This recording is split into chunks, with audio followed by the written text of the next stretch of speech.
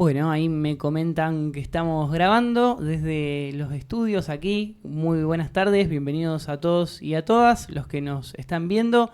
Una vez más en un capítulo de El Reverso aquí, y le quiero dar la bienvenida por supuesto a todos y a mi compañero Tommy, que hoy nos está acompañando para hacer esta entrevista. Hola, ¿cómo estás? ¿Cómo estás, René? ¿Cómo están todos? Queríamos darle también la bienvenida a un nuevo episodio del Reverso, como dijo René. Y en esta ocasión estamos con Johnny Ventolila, que voy a contar lo que acaba de pasar recién. Bueno, yo lo quería presentar con todas sus ocupaciones, docente y demás. Y él me planteó algo muy interesante. Así que tiene que ver con si uno es lo que le pagan por ser o si uno es lo que hace. Así que no voy a decir lo que es ni lo que hace y le quiero dar la bienvenida. Muchas gracias, profe, por estar acá, Johnny. Gracias, Tomás. Muchas gracias, René, a ambos. Gracias por la invitación, por la convocatoria. Siempre es un placer tener la oportunidad de conectar con los y las estudiantes de la facultad desde otro lugar, ¿no? No desde el lugar del aula, sino desde espacios más descontracturados, desde espacios en donde aparte podemos hablar de otras cuestiones, ¿no? De un poco, que me parece la idea de este ciclo. ¿Cómo es ese tema de si uno es lo que... poco para contar esto que estábamos hablando. Tomás me preguntaba a qué me dedico, qué es lo que hago. Y me parece que es una pregunta tramposa, es una pregunta difícil de responder. Porque si uno tuviera que responder qué es lo que hace la mayor cantidad de tiempo o qué es lo que ha hecho a lo largo de la historia, no es lo mismo tal vez que responder a qué es lo que hace uno hoy y por lo cual a uno le pagan, ¿no? Si tengo que responder y elegir cómo presentarme, probablemente empezaría diciendo que soy músico. Es decir, de alguna manera empecé siendo músico antes que abogado y seguiré siendo músico después de jubilarme si es que sigo vivo y sano. Lo cierto es que mi idea es que hay cuestiones en la vida que a uno lo marcan mucho más del quehacer diario. En estos términos, también hay otras cosas que hago que tal vez me definen y me gustaría presentarme, si querés, de esa manera. Le decía recién a Tomás que soy lector. Me gusta mucho leer y hago eso. Claro, no me pagan por hacer eso y es difícil que a uno le paguen por hacer eso, pero lo cierto es que las cosas que más placer me dan en la vida son esas dos, ¿no? ¿Qué lees? ¿Qué te gusta leer? De todo. Leo literatura, lo que venga. Es más, tengo amigos que dicen que cómo tengo la capacidad de leer cosas muy buenas al lado de cosas muy malas, pero soy un lector bastante indiscriminado de literatura, mucho filosofía y mucha historia. Son las tres áreas que más definen, digamos, ese aspecto de mi vida. Y con respecto a la música, el piano, básicamente, primordialmente, ¿no? Música clásica, sobre todo. Aunque de vez en cuando también alguna otra cosa, pero principalmente sí. Mira, esto se relaciona con lo que te quería preguntar. Bueno, Johnny, te voy a decir, para no decirte tu nombre de manera tan formal. Aparte tenés un nombre formal porque es un nombre compuesto, además. No, y aparte es el nombre de mi viejo, con lo cual siempre me dijeron Johnny un poco para diferenciar y para saber a qué se estaban refiriendo en la familia. Decir, hijo, padre. Juan José me dice mi madre cuando se enoja conmigo, ¿no? Eso, es un nombre habitual, pero claro, además de ser un nombre compuesto es como más formal todavía. Pero bueno, Johnny, te quería preguntar, relacionado un poco esto de que decís que haces música, de si haces música desde tus orígenes, es decir, y que nos cuentes un poco de eso también desde tu infancia, tu niñez, tu adolescencia, de dónde venís, si sos de acá de Rosario. Bueno, a ver, ¿qué te puedo contar? Soy de acá de Rosario. En realidad, nací acá en Rosario. Mis padres se casaron muy jóvenes y cuando yo nací, en realidad ellos estaban viviendo en Buenos Aires.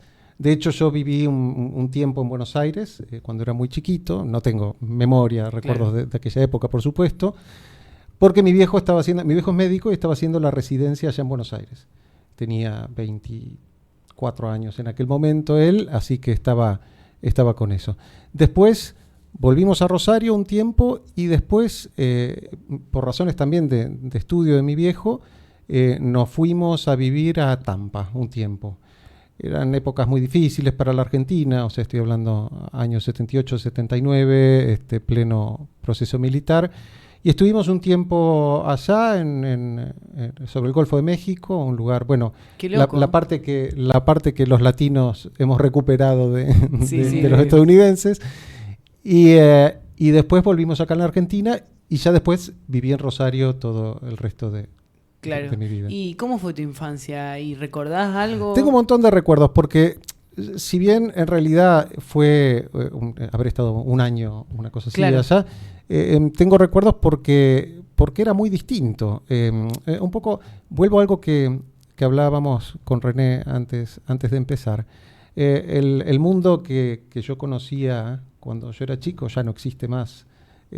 Y no tan chico también, es decir, Internet es algo que apareció cuando yo tenía 18 años, razón por la cual te imaginas que es un mundo muy distinto al que estaba cuando yo nací. Entonces, en aquel momento las cosas afuera eran muy distintas de lo que pasaba en Argentina. La idea de globalización, que si bien es una idea que es del siglo XIX, o sea, Marx ya habla de globalización en el siglo XIX, lo cierto es que la empezamos a comprender y tuvo impacto en nosotros realmente en el siglo XXI. O sea, cuando nos empezamos a dar cuenta a través de la comunicación constante que lo que hay en Argentina es más o menos lo que hay en cualquier lugar del mundo, pero eso no fue así siempre, ¿no? Eso un poco quiero contarles. De hecho, irse en aquel momento no es lo mismo que irse ahora. Es decir, si querías comunicarte con tus parientes, tenías que mandar una carta y esperar, o tratar de comunicarte vía Entel, que era como una cosa muy complicada, y razón por la cual de alguna manera mis viejos decidieron volver y establecerse aquí en Rosario al lado de sus afectos. Claro. ¿Cuánto tiempo estuviste allá? Un año. Un año. Sí. Ah, bien. No fue, digamos, demasiado tiempo. No. Fue lo suficiente como para darme cuenta que había lugares distintos. Que ¿Pero había... como para acostumbrarte? ¿Uno se acostumbra? No, y creo que mis viejos tampoco se acostumbraron. Creo que ellos no les pareció.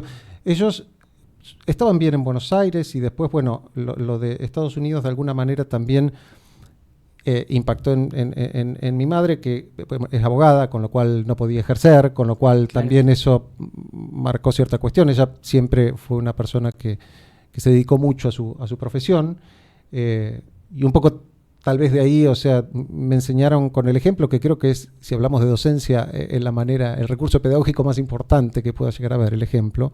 Me enseñaron la ética del esfuerzo, ¿no? Es decir, yo tengo siempre el recuerdo de ellos laburando un montón, poniendo realmente el hombro para salir adelante en un país que tiene dificultades, siempre las ha tenido, vamos, no es una cosa nueva. Sí, tal cual. Bien, profe, ¿y llegaste a qué edad cuando tenías? Acá en Rosario ya tenía 6 años, empecé la primaria, hice toda la primaria en un colegio no confesional, pero después la secundaria en un colegio religioso. Ajá. Lo cual, la religión es un capítulo bastante extraño de mi vida. O sea, yo creo que en algún punto iba a un colegio religioso porque quedaba cerca de mi casa y entonces vieron que a veces eso influye mucho. Sí. Me gustó aprender de religión porque de alguna manera se entienden los discursos fundantes de Occidente a partir de que se entienden las creencias colectivas. Tal cual. Nunca tomé demasiado seriamente la religión, porque aparte, bueno, a ver, mi papá en realidad es judío, si bien profesa poco la religión. Yo tengo recuerdos sí de acompañar a mis abuelos a la sinagoga en Yom Kippur, en Rosh Hashanah, cuando era chiquitito, pero en realidad mi madre diría de cultura católica. ¿Por qué de cultura? Porque bueno, está bautizada, pero la verdad es que tampoco lo practica. Yo creo que me mata si se entera esto, pero ella, por ejemplo, una tía abuela le había enseñado a tirar las cartas, y entonces con mis compañeras de estudio siempre le pedíamos antes de los exámenes que nos tirara las cartas para saber cómo nos iba a ir, y en general acertaba. Mirá vos, sí, teníamos ahí el dato preciso de cómo nos iba a ir. Entonces me dio como que la religión para mí nunca fue un dato sumamente relevante, y después, claro, cuando me encontré con la posibilidad de la filosofía, ahí es muy difícil sostener planteos dogmáticos. Claro. Tal cual. Además de que también de alguna manera uno se da cuenta de que está perteneciendo a clubes que no lo quieren tampoco demasiado en sus filas. Es decir, Ujú.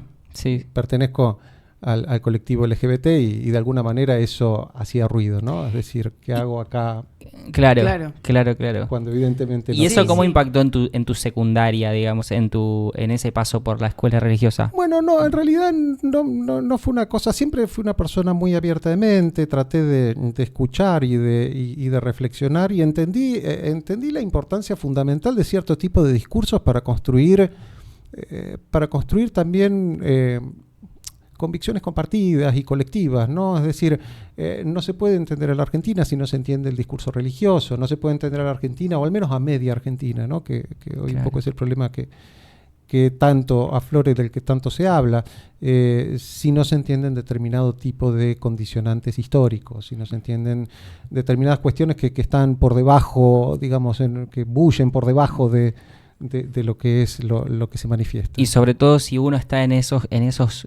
grupos que son medios reticentes de la iglesia, si no lo entiende, puede ser mucho peor. Si no entiende esto que vos decís, esta cultura católica de este país y Hay que demás. hacer una buena lectura o sea, para poder comprender, digamos, los condicionantes políticos de Argentina, tenemos que entender los condicionantes históricos, y dentro de los históricos están las lecturas culturales que están atravesadas, por supuesto, por discursos también de tipo religioso. ¿Esto qué quiere decir? Bueno, no quiere decir que necesariamente uno deba adscribir a una religión para entender determinado tipo de cosas, pero si uno quiere comprender algo de la realidad argentina, tiene que comprender la historia y tiene que comprender dentro de eso también este tipo de discursos. Seguro. Tal cual. Además, hoy estamos en una época del mundo donde vemos el ocaso de las posturas, digamos, de decir yo apego, lo veo un poco también yo con los partidos políticos, ¿viste? Y con la religión también. Tal vez hoy un joven de 18, 20 años se reconoce católico porque tal vez fue una escuela católica o por la condición social de este país. Sí, es decir, es el fin de los relatos. claro, es el fin de los pero es relatos. el fin de decir yo soy de esta línea recta y no me muevo de acá. Pero bueno, viste, siempre a uno lo va influyendo. Y eso después, en tu adolescencia, ya cuando eras un joven, después ingresaste obviamente a la facultad. Sí, en realidad, a ver, yo había ingresado en cuarto año a la Facultad de Música porque se podía hacer el ciclo básico sin estar graduado de la secundaria, con lo cual yo empecé música. Después de música empecé medicina. Sí, a ver, hay un montón. Si ustedes me preguntaran acerca de qué me gusta, a mí me gustan un montón de cosas. A mí me gustaría estudiar todas las carreras que hay para estudiar. Es decir, todo me parece interesante. No hay nada que me resulte ajeno. Y medicina era una carrera que me gustaba y que siempre había tenido, por supuesto, alguna clase de referencia porque lo tenía a mi viejo, bueno, y mi abuelo. Mi abuelo también era médico y ese que decíamos antes que a los 95 años chateaba. O sea, un poco hablábamos acerca de los apocalípticos e integrados, ¿no? De los que se integran a los cambios o de los que los resisten. Y entonces tenía más o menos presente esa posibilidad. Y la otra posibilidad era, bueno, la actividad de mi madre, que era también la de mi abuelo materno. Con la cual tenía como un poco más de contacto, eso es cierto, porque iba a visitarla más a mi madre al estudio jurídico, que quedaba por otra parte ahí pegado a mi casa. Ella después siguió haciendo escribanía y estaba más en contacto con eso que con mi padre, que era más difícil ir a visitarlo en una sala de terapia intensiva, claro, ¿no? O sea, mientras él estaba trabajando. Pero la verdad que siempre pensé en eso, pensé en ser médico. Y de hecho empecé a estudiar y me encantó la carrera, me pareció una cosa hermosa. ¿Y empezaste música y lo pudiste terminar a eso? En realidad música nunca dejé de estudiar. Lo que pasa es que en la facultad empecé y abandoné. No lo terminé, no terminé la licenciatura, eso no lo terminé nunca. Y medicina hice el primer año y pasó algo curioso. Mi viejo me dijo, bueno, a ver, vamos que acompañame al sanatorio y al hospital para que veas las cosas que yo hago y para que conozcas un poco de primera mano qué es lo que se trata. Mi viejo hace cardiología infantil. Me pareció una cosa terrible y es más, a partir de ahí, realmente, o sea, me di cuenta de todo lo que hay que tener para poder enfrentarse a situaciones así tan terribles y tan difíciles, ¿no? Y el gran respeto que siempre le tuve a mi viejo se multiplicó notablemente ahí. Fue una cosa realmente muy impactante para mí. Tanto que dije, yo no creo que pueda hacer esto. Yo esto no me lo aguantaría. No podría. Y decidí dejar la carrera. Fue una decisión muy difícil, porque mal no me iba y me gustaba estudiarla. Lo que pasa es que, y a esto voy con lo que te decía antes acerca de si me pagaran por leer, ¿no? Si a uno le pagaran por estudiar, tal vez, claro, pero esto es muy difícil también. Ustedes me dirán, sí, bueno, claro, existe la investigación en Argentina, con todos sus vaivenes, sí. Es difícil también, es como un sector muy difícil de ingresar, sí. de incorporarse. Y yo tampoco lo pensaba en aquel momento, digamos, mi conocimiento de que existía la investigación en la Argentina, en realidad lo tuve cuando empecé Derecho. Porque ahí conocí a Miguel Ángel Ciuro Caldani, que, bueno, yo con Miguel Ángel trabajo desde el año 1994, o sea, va a ser ahora 30 años. Y ha sido, de alguna manera, el que, bueno, mi maestro, mi amigo, el que me mostró que existía la posibilidad de investigar y que existía también la posibilidad de hacer desde una ciudad periférica, de un país periférico, grandes cosas, ¿no? Que desde, y lo digo, digamos, no desdeñando la ciudad periférica del país periférico, lo estoy diciendo en el sentido de al contrario, claro, de diciendo, aún con todas las dificultades enormes que se tienen para llevar adelante la tarea de investigador, aquí se investiga filosofía del derecho y se investiga con un nivel impresionante. Bien. Y eso me lo marcó Miguel Ciuro. Muy interesante. Profe, y entonces entraste a la Facultad de Derecho. Y entré a la Facultad de Derecho. Entraste a la Facultad de Derecho, ¿te recibiste a los, más o menos? Me recibí a los 26 años. 26 años. ¿Y cómo fue tu paso por la Facultad de Derecho? Mi paso por la Facultad de Derecho, a ver. Bueno, muchas cosas. Yo ya conocía la facultad pública porque había estado en la Facultad de Medicina y en la Facultad de Música. Y al año siguiente empecé Ciencia Política también, carrera que hice 3 años, pero después dejé también. De alguna manera, esto que les decía antes, ¿no? Todo me parece interesante, si fuera por mí, o sea... ¿Pero lo hacías paralelamente? Paralelamente, sí. Y me gustaba, era una cosa... Pero después, bueno, por X razón dije, bueno, voy a terminar Derecho y de alguna manera me encaminé por ese lado. Empecé la Facultad de Derecho. La Facultad de Derecho no tenía absolutamente nada que ver con lo que es ahora. O sea, la Facultad de Derecho... Bueno, el país no tenía nada que ver con lo que es ahora. ¿En qué año estamos hablando? 1994. Es decir, claro. También un año muy movido. Contexto, sí. A ver, yo militaba en política en aquel momento en el alfonsinismo. Uh-huh.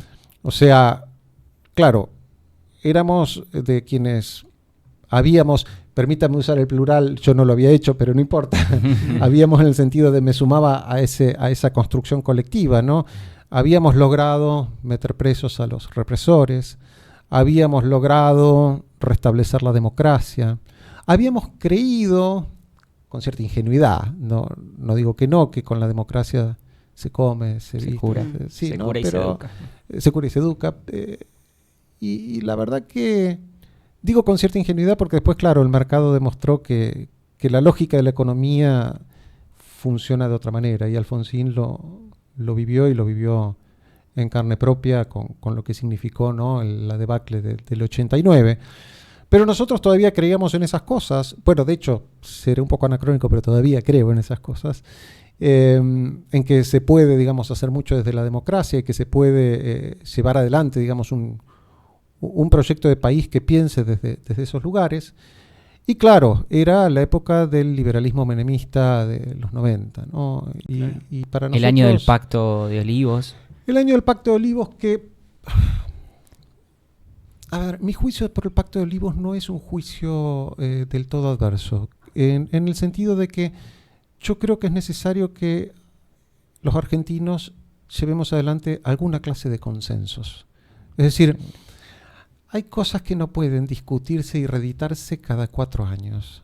Hay cosas que deberían estar saldadas, en donde deberíamos decir, miren, todos los que pensamos distinto en Argentina al menos coincidimos en tal 3 o puntos cual básicos. cosa. Sí, 5 una puntos cuestión de básicos, unión sí. nacional, digamos. 5 puntos, o Sí. sea, si quieren. No, y es más, 3. No soy, Sí. no quiero ser Generoso. ambicioso. ¿Cómo, no quiero- cómo estaremos en Argentina que necesitamos solo 3? Solo Pero 3. claro, es decir, si nosotros podemos ponernos de acuerdo en 3 puntos, Sí. yo creo que hay un montón de cosas que podríamos llevar adelante. Pero claro, en la medida en que un grupo de argentinos no registre como un otro significante al otro grupo de argentinos, es muy difícil, es muy difícil. Y lo cierto es que los 90 fueron años complejos para la universidad, porque, saben ustedes, la Ley de Educación Superior, yo ya tenía actividad en el Consejo Directivo de la Facultad, yo estaba de consejero estudiantil en aquel momento, y habíamos salido a pelear fuertemente el tema de la Ley de Educación Superior, es decir, nos habíamos opuesto a CONEAU, nos habíamos opuesto a ceder sobre todo la autonomía universitaria, que nosotros entendíamos que era algo que no debía cederse, que de alguna manera teníamos que reivindicar el derecho a definir qué es lo que íbamos a estudiar. Que a ver, no, tampoco es una cosa, lo que estoy diciendo no es una cosa revolucionaria ni mucho menos. Saben ustedes que tal vez la universidad que más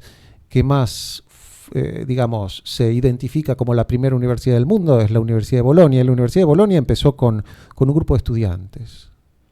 Un grupo de estudiantes que fueron a pedirle a un grupo de profesores, enséñennos. Y enséñennos derecho. Porque la Facultad de Derecho de la Universidad de Bolonia fue la primera facultad de esa universidad. Creo que de alguna manera también recalcamos que la Universidad de Bolonia fue la primera para poder decir que empezamos con una facultad de Derecho. Claro, para que... Pero bueno, porque está discutido también un poco cuál fue la primera. Pero lo cierto es que desde la lógica de que son los y las alumnas los que piden, los que reclaman que se les enseñe, yo creo que los y las estudiantes son sujetos que merecen especial consideración en cómo pensar la universidad. Y en ese momento, bueno, eso es lo que nosotros intentábamos también establecer alguna clase de agenda política desde la universidad. Eran épocas también de problemas económicos. Hubo una especie de bonanza en algún momento, pero lo cierto es que... Y después, lo que fueron los 90 también es, de alguna manera, la trivialización del discurso político, ¿no? El discurso político se volvió trivial, se volvió vacío de contenido. Era un momento en que inclusive se planteaban, digamos, respuestas desde pragmatismos que no admitían determinado tipo de debates que llevaban a otras cosas, debates ideológicos, debates sobre fines comunes y proyectos compartidos que de alguna manera tampoco nunca existieron del todo, por esto que digo de que los consensos eran mínimos. Pero sin embargo, en 1994, el año que yo entré en la facultad, se reformó la Constitución Nacional. Y con una reforma que de alguna manera fue también un hito para la región, ¿no? Es decir, incorporamos tratados de derechos humanos y de pronto empezamos a hablar de determinado tipo de cosas que en la facultad no se hablaban. Cuando yo entré a la facultad, los profesores de Derecho Civil iban por la facultad como sujetos muy importantes, porque lo eran y porque saben ustedes que nuestra facultad de alguna manera tiene una raíz muy vinculada al derecho privado. Los fundadores de la facultad eran todos grandes y privatistas. Pero lo cierto es que a partir de ahí lo constitucional empezó a generar otra clase de discurso. Y esto de que lo que importaba era el Código Civil y la Constitución era algo que estaba ahí como, una especie de novela rosa, con derechos y cosas que no se cumplen en ningún lado porque el problema está en el derecho civil, de pronto fue un discurso que empezó a batirse en retirada. Y empezó a pensarse, digamos, otra lógica del derecho. Empezó a pensarse una lógica del derecho desde, por ejemplo, los derechos humanos, desde, por ejemplo, el diseño constitucional. Y eso marcó nuevas modalidades, nuevos enfoques en el ámbito de la universidad, porque aparte abrió discursos que tienen que ver con la adopción de nuevas antropologías. El derecho civil tiene la lógica de los códigos del siglo XIX, es decir, la idea de que un sujeto se obliga porque es libre. y porque Claro. es libre, toma la decisión de suscribir un contrato. Y el derecho penal tiene la lógica del siglo XVI, del liberalismo político, es decir, la lógica de el sujeto que delinque porque quiere delinquir, porque libremente eligió delinquir y por eso lo reprochamos. Y lo cierto es que esa lógica hace tiempo que no se sostiene, es decir, existe el derecho del trabajo porque alguien pensó, bueno, no somos del todo libres, o el derecho del consumidor porque no somos del todo libres al contratar, y existen posiciones muy críticas dentro del derecho penal, como puede ser la de Zaffaroni, pero digamos el garantismo en general, que lo que plantea es, bueno, no es tan simple, la gente no delinque porque quiere. La gente delinque por un montón de razones y si quieren las hablamos, y si quieren las discutimos. Después, a ver, si la decisión es que los vamos a condenar por una cuestión de seguridad, eso es otro debate, pero no es el debate ficticio, digamos, de una antropología que no existe, del sujeto racional que se obliga porque quiere, que elige. ¿Por qué? Porque la idea de la libertad es una idea que está fuertemente en crisis. Y ese discurso volvió últimamente, el del ser No, humano pero como... no, sí, pero- ¿No te parece que el ser humano A ver. como una persona que todo el tiempo Ese está... discurso, no, pero en realidad, a ver, esos discursos nunca se fueron del todo, y en realidad depende de... Mira, a ver, el liberalismo político es Locke, y a Locke le debemos probablemente toda la lógica de los derechos humanos. Es decir, porque existió un sujeto llamado Locke que dijo que hay derechos naturales, que son derecho a la vida, por ejemplo, a la libertad, pudimos nosotros decir, nosotros, de nuevo, Sí. me sumo a... Sí, sí, a pudimos todo. nosotros decir, el Occidente judeo-cristiano, a partir de la finalización de la Segunda Guerra Mundial, la Declaración Universal de los Derechos Humanos de 1948 de la Organización de Naciones Unidas. Es decir, no son ideas incompatibles. Lo que digo es que a veces sin duda que son discursos que tienen que ser debatidos y que tienen que ser debatidos al interior de las facultades. A mí a veces me preocupa cuando uno se pregunta qué es lo que tiene que saber un abogado o una abogada para que le demos el título de abogado o abogada.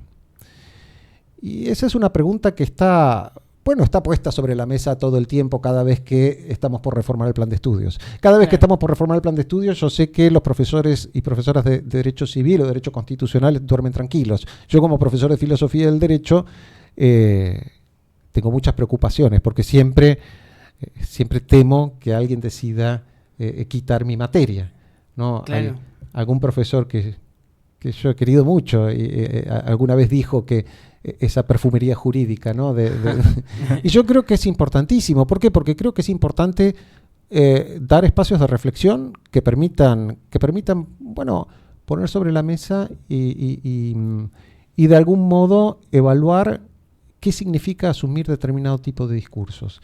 Creo que un abogado que se precie no puede evadir esa clase de planteos. Claro.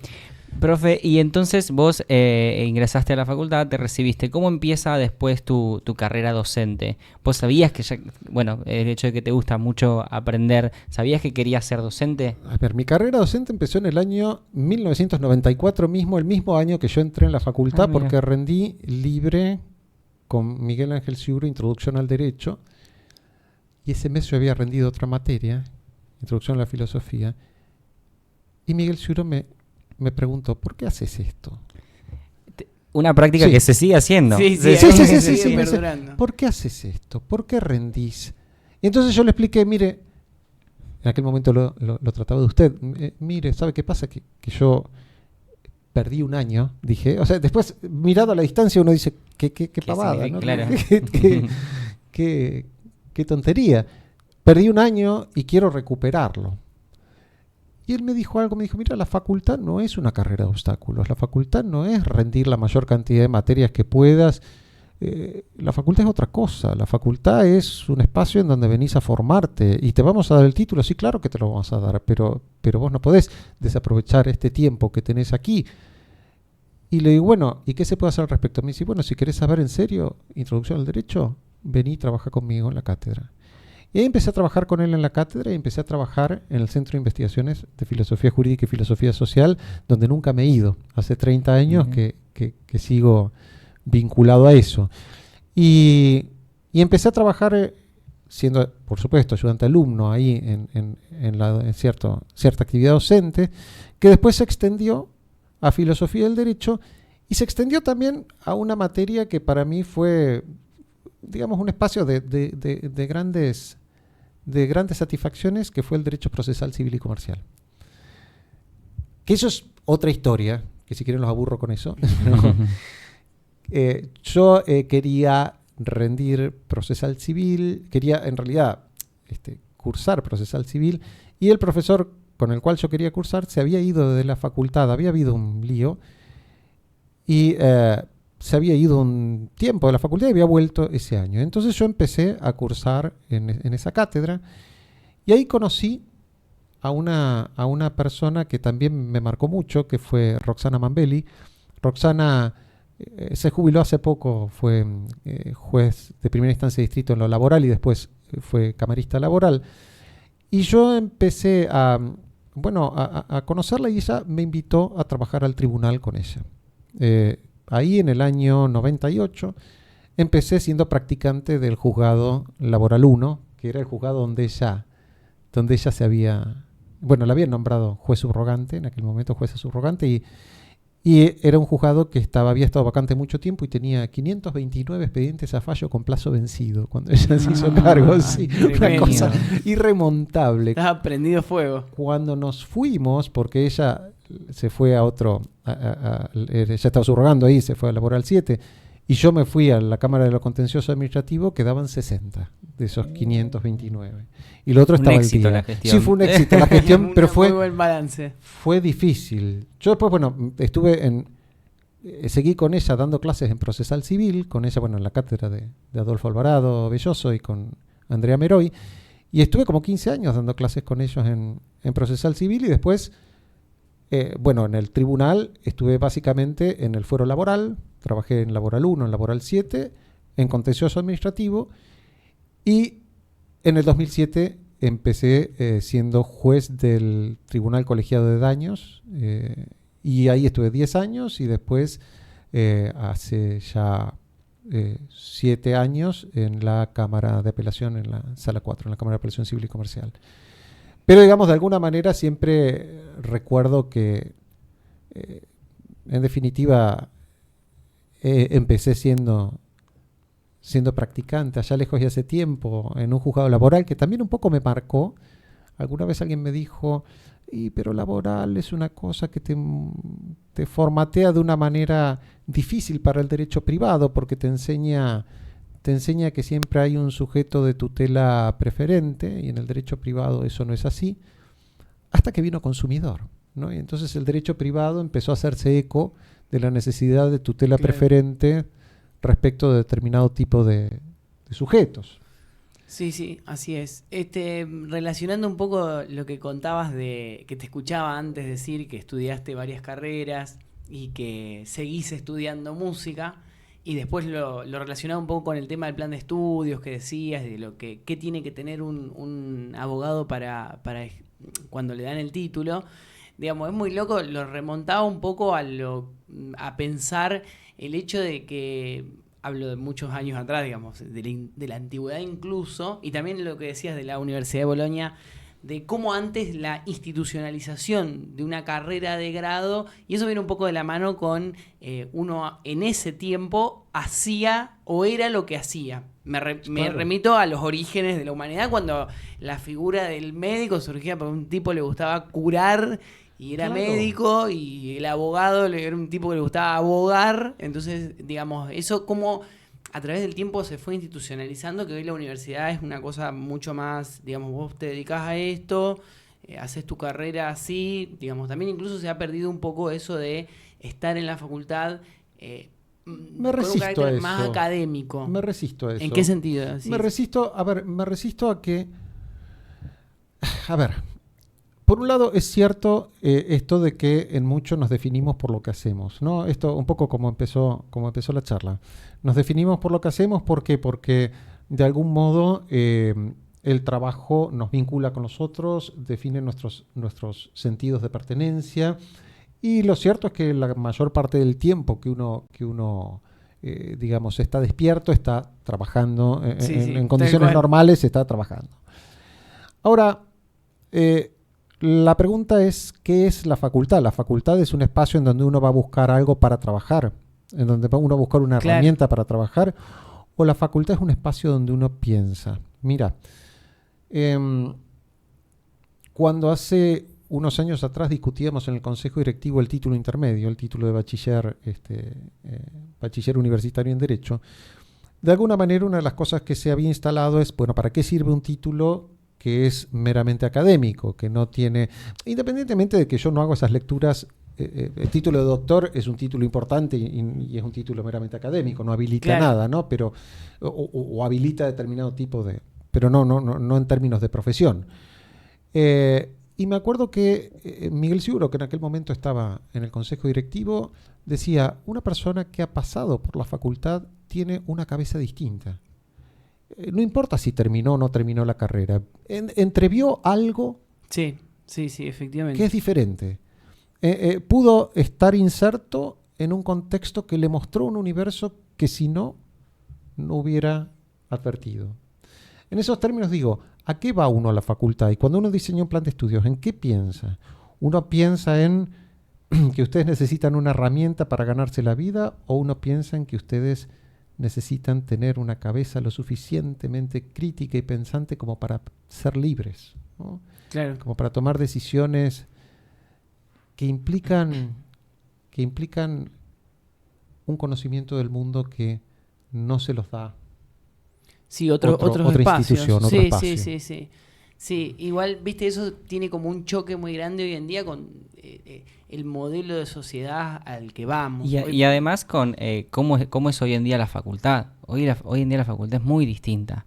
Hay que empezar a plantearse esto, decir cuál es el rol que está cumpliendo hoy la universidad en la sociedad actual. Vemos estudiantes que llegan a la facultad ¿para qué? Para aprender o para tener un título.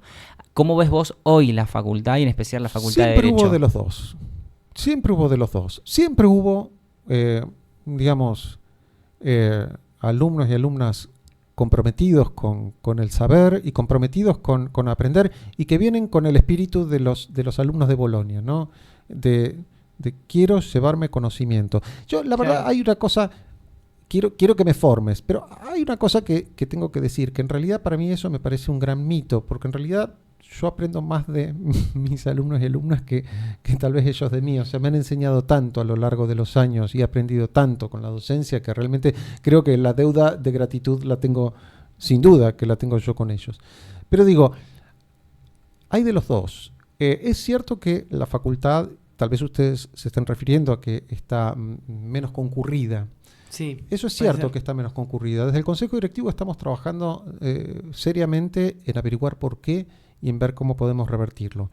Ahora, ¿qué significa esto? Bueno, significa evidentemente que, primero, hay otras formas de vínculos que antes no existían, las clases virtuales, un poco esto que hablábamos antes también de la posibilidad de dar clases por Zoom, que ha permitido que los docentes demos clases en un montón de lugares sin necesidad de trasladarnos.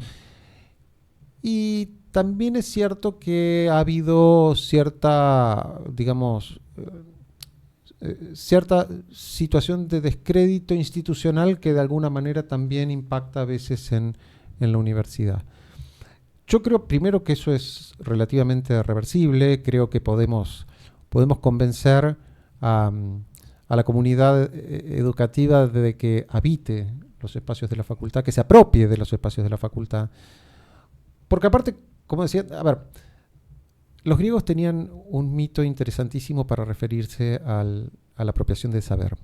Un mito fundante que es el mito de Prometeo. Prometeo le roba el fuego a los dioses, que es una metáfora del saber, y se lo da a los humanos. Y cuando Zeus lo descubre, que le robó el fuego, Prometeo, lejos de arrepentirse, desafía a Zeus y le dice: o vos me liberas de la condena, o yo voy a hablar y voy a decir cuándo se termina tu reinado. Lo chantajea. Claro.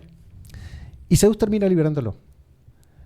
En el judeocristianismo tenemos ese mismo mito, el mito de la apropiación del saber, o sea, el fruto es del árbol del conocimiento del bien y del mal, es el saber. Solo que Adán se arrepiente de eso.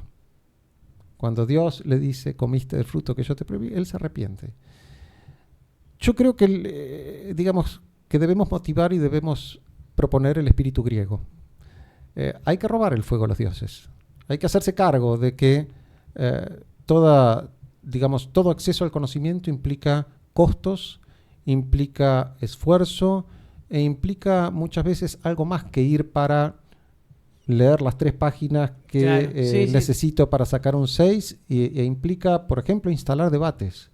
La facultad debe ser una gran promotora de debates de todo tipo, que vinculen no solo a lo que... A ver, hace un momento decíamos esto de que el mundo que existía cuando yo era chico ya no existe. Nosotros estamos, por ejemplo, instalando determinado tipo de debates cuando ya hay otros que nos están apremiando. Es decir, estamos discutiendo los derechos de los animales y el medio ambiente. Y tenemos ahí nomás los derechos de los robots, los derechos de los transhumanos. Es decir, en breve vamos a tener probablemente personas que tengan genética humana y de animal no humano, o personas que tengan un wetware, un soporte húmedo como es el cuerpo, mezclado con hardware, con un chip, ¿no? Sí, Elon Musk dice que quiere poner un chip en la cabeza. ¿Y para qué? Bueno, para una cosa muy lógica, para esa interfaz que es el teléfono celular, ya no tenerla en la mano todo el tiempo, sino tenerla acá. Claro, de nuevo, apocalípticos integrados. ¿Qué hacemos frente a eso, no? O sea, decimos, esto es el acabose, hay que frenarlo, o decimos, bueno, es lo que viene. Yo elijo discutirlo, yo elijo debatirlo. Es decir, ¿estamos dispuestos a reconocerle, por ejemplo, derechos a un robot o a una inteligencia artificial? ¿Qué entienden por vida? Es decir, porque eso es otra de las cosas. Nuestro derecho, como el derecho en la gran mayoría de los lugares del mundo, estamos discutiendo todavía cuestiones vinculadas a la letra de cambio. No iba a decirlo porque no quiero pelearme con los profesores de títulos, a quienes quiero mucho. Y mientras tanto, tenemos ahí en la puerta toda una serie de debates que ya están instalados y que tenemos que discutirlos.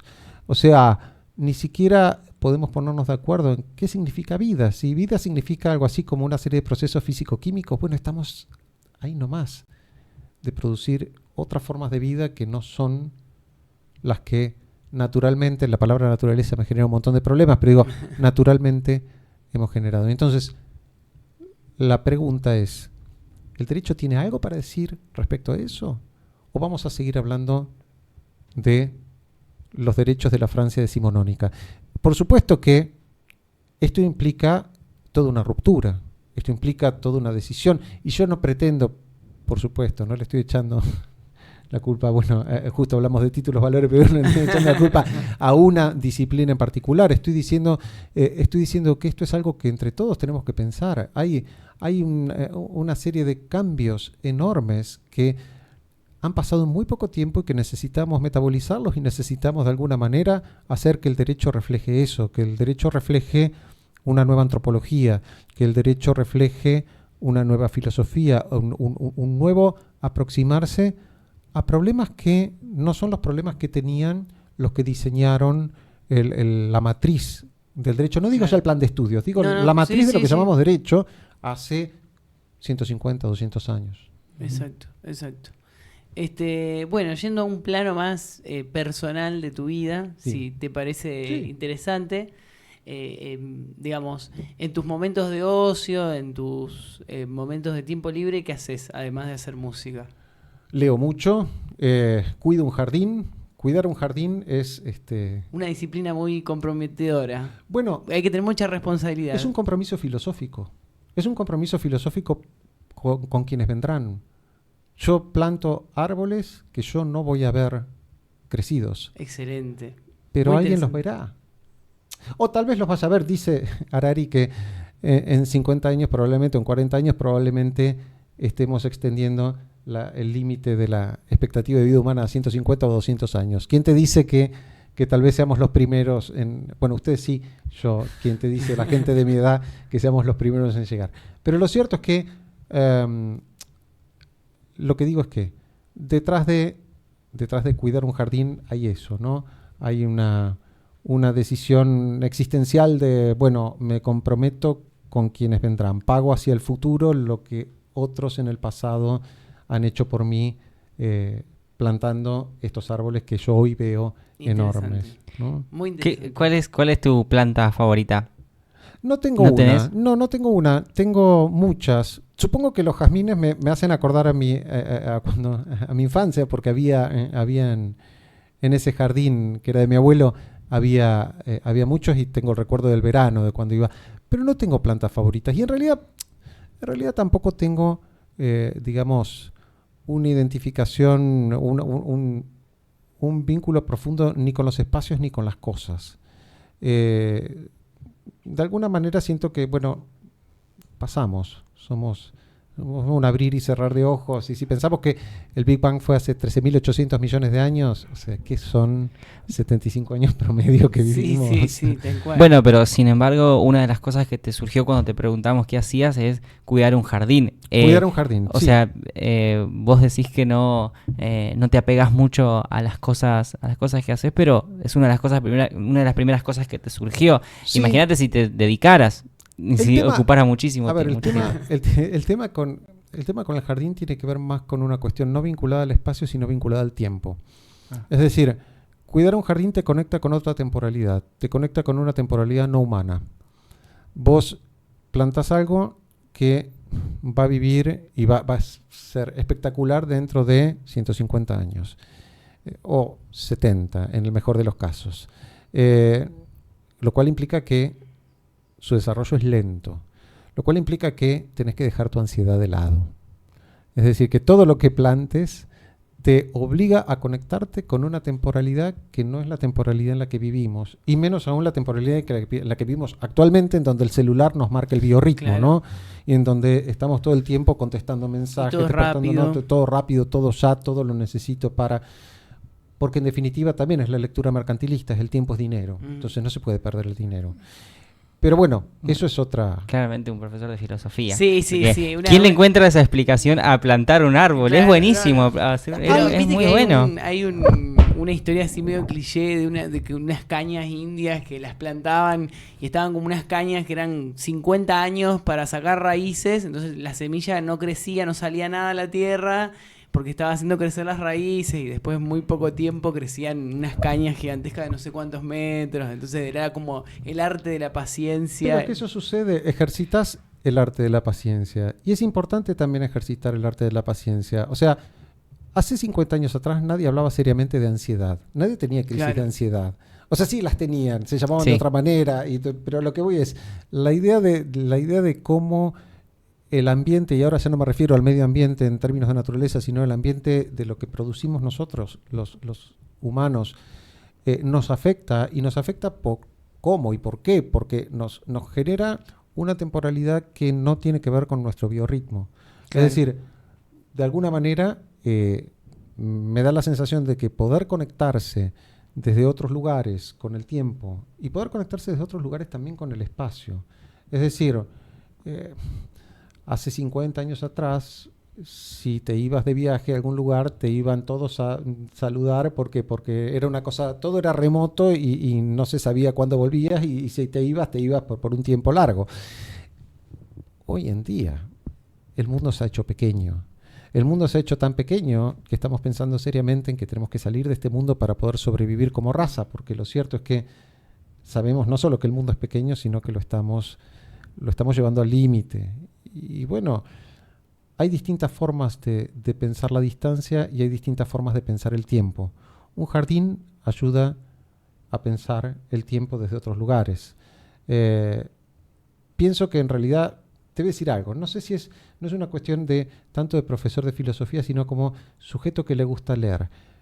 En la literatura están todos los problemas de la filosofía, y explicados de manera mucho más divertida. Hay que saber encontrarlos, ¿no? De algún modo, estas ideas aparecen y son recurrentes en la producción literaria, inclusive rioplatense, que es muy buena, por cierto. Bueno, y también comentaste que sos músico. ¿Tocaste alguna vez para alguien en Sí, el claro, público? muchísimo. Sí, una enorme cantidad de veces. No lo hago más, hace ¿Por qué? tiempo. Porque no me produce placer.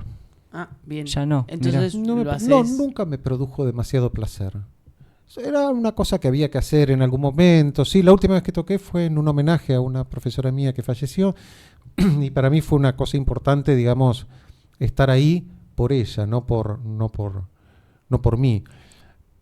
Pero en realidad, a ver, tocar el piano para mí es un ámbito de mucha exposición.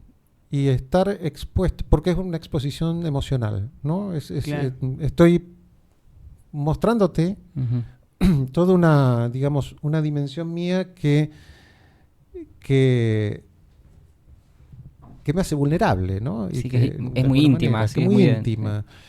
Y entonces me di cuenta que no me interesa, no me produce placer sentirme observado en ese contexto. Lo que sí hago, que me divierte, porque es una cosa más bien lúdica, es, posteo en Instagram videos cortos tocando el piano, pero eso tiene que ver más que nada con otra cosa, con decir, lo que estoy haciendo durante el día, ¿no? De alguna manera eso es Claro. un poco lo que hacemos todos en redes sociales, y también lo hago, y entonces está como muy presente el piano y el jardín, ¿no? Son las dos cosas claro. que están muy presentes. Tus tops. Plantas y música. ¿Y cuando tocabas, dónde tocabas? Cuando tocabas en público. Bueno, toqué en el Museo Castañino varias veces, toqué en el foyer del Círculo, toqué en Amigos del Arte, en un montón de lugares, salas de acá, Rosario, una enorme cantidad, sí. Pero, insisto, tenían que ver también con otra persona. Si ustedes me preguntan si soy la misma persona que era cuando tenía 18 años, yo les diría que no. Les diría que probablemente ustedes no se reconozcan cuando pasen 30 años de este momento. Ustedes digan quiénes éramos, ¿no? Tomás y René, en aquel momento somos tan distintos y sin embargo algo queda, ¿no? Vuelvo entonces a la pregunta inicial. Vos decías, ¿quién sos? ¿No? O sea, si te tenés que presentar, ¿quién sos? Bueno, no lo sé. Uno va construyendo quién es. Y uno también tendría que tener derecho a cambiar de avatar cada tanto. A mí me gustaría, llegado a determinado momento en mi vida, si puedo, y cambiar de avatar. Esa es una de las preguntas que quería hacerte. Sí. Si estas la hago siempre. Por supuesto, sos muy joven, pero si te queda alguna cosa para hacer, algo que vos decís, a esto quiero... Muchísimo. De todo. Sí. Me quedan tantos libros por leer, tantas películas por ver. Me quedan tantos lugares en donde vivir.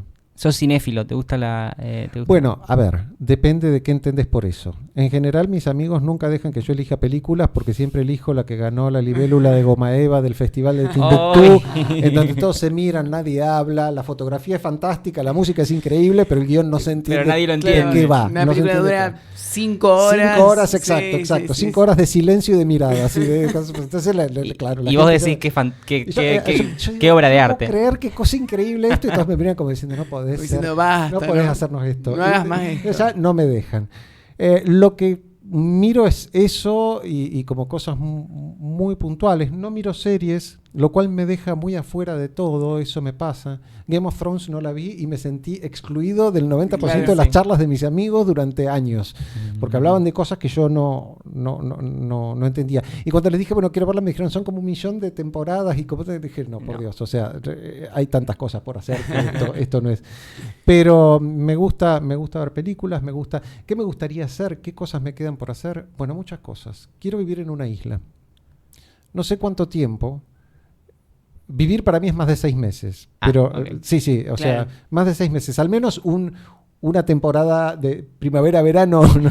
O sea, sí, completa. Sí. Como unas vacaciones largas. Quiero vivir en una isla. No sé en dónde. No lo tengo decidido, no lo tengo definido. Pero quisiera también, por un momento, ser mochilero. No me resulta simpático dormir en hostel, ya estoy viejo para eso, pero lo cierto es que me gustaría salir a recorrer y buscar, digamos, de alguna manera conocer gente muy distinta de la que conozco, y no conocer en plan soy turista, estoy 2 días, sino conocer en plan, bueno, me quedo un tiempo en cada lugar. Me gustaría, por supuesto, sí, seguir cuidando mi jardín, seguir haciendo música. Me gustaría estudiar cello. De hecho, es algo que siempre digo que voy a empezar y siempre estoy a punto de, y me parece un instrumento hermosísimo. Y supongo que después el resto, digamos, las otras cosas que no he hecho, o muchas de las otras cosas que no he hecho, ha sido porque he tomado la decisión de no hacerlo. No tengo hijos.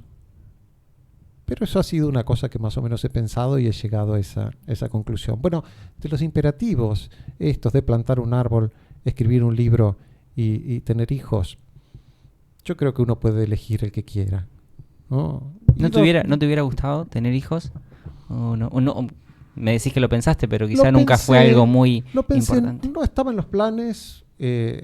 No estaba en los planes. Mi configuración también, digamos, familiar, en el sentido de que soy una persona soltera, tener un hijo solo es como complejo. Me dieron a pensar de que en realidad no tiene por qué ser un llamado universal. Es decir, no hay llamados universales. No creo que haya llamados universales de nada. No creo que debas hacer algo porque debes hacerlo. Yo creo que uno debe poder elegir qué hacer. Y uno debe poder construirse de la manera en que uno quiere, para llegar dentro de 30 años y decir, Tomás y René, bueno, la persona que he construido, que no era la persona que era 30 años atrás, es una persona que me satisface, es una persona con la cual yo puedo convivir felizmente. Muy lindo todo, muy profundo y bueno, desde ya te agradecemos tu presencia. No, gracias a ustedes, yo soy el agradecido. No sé, Tommy, si querías preguntar algo más. No, estuvo perfecto y bueno, nada, eso, agradecerte mucho, fue muy linda la charla. Gracias a ustedes. Así que bueno, y esperamos que en alguna otra oportunidad quieras volver y recomendar, por supuesto, cuando también quieran, por supuesto, el reverso. Claro que bueno, sí. profe, muchas gracias y bueno, y agradecerle también a todos los que nos están viendo en este momento. Nos vemos. Buenísimo. Bueno.